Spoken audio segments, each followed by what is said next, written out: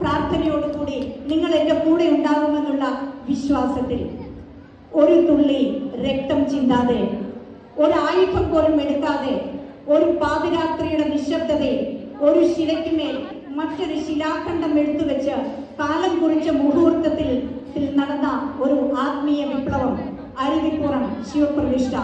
അതെ, ശ്രീനാരായണ ഗുരുവിന്റെ ക്ഷേത്രപ്രതിഷ്ഠകളുടെ തുടക്കം 1888. സമത്വവിരുദ്ധമായ സാമൂഹ്യ വ്യവസ്ഥയുടെ കാലത്തിലേക്ക് ഹൃദയത്തിൽ വിശുദ്ധിയുടെ സുവർണ മുദ്രയുള്ള ഒരാൾ പ്രവേശിക്കുന്നു. ജീവിതത്തിൽ ഒരു അപദൂത പാത തിരഞ്ഞെടുത്ത യുഗപ്രഭാതനായ സന്യാസി സഞ്ചരിച്ച ദൂരങ്ങൾ ആധുനിക കേരളത്തിലേക്കുള്ള കല്ലും മുള്ളുമില്ലാത്ത വഴിയായി മാറി.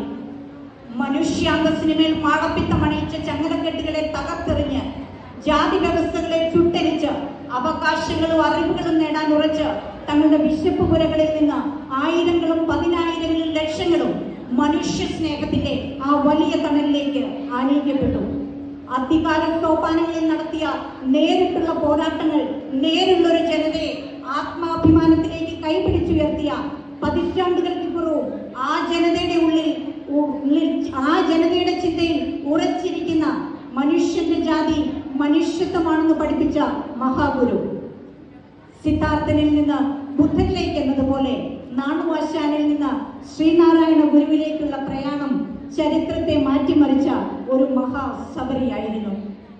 ഒരു ബിംബപ്രതിഷ്ഠ അത്ര വലിയ കാര്യമല്ല. എന്നാൽ അനേകം ബിംബപ്രതിഷ്ഠകൾ നടന്നിട്ടുള്ള കേരളത്തിൽ ഒന്ന് മാത്രം ഒരു ഉജ്ജ്വല ചരിത്രമാകണമെങ്കിൽ അതൊരു സാധാരണ സംഭവമായിരിക്കില്ല.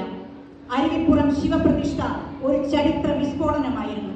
നെയ്യാറ്റിന്റെ കയത്തിൽ മുങ്ങിപ്പൊക്കി ഗുരു പ്രതിഷ്ഠിച്ചത് ആധുനിക കേരളത്തെയായിരുന്നു. ഗുരു ജീവിച്ചിരുന്ന കാലഘട്ടം വെല്ലുവിളികൾ നിറഞ്ഞതായിരുന്നു.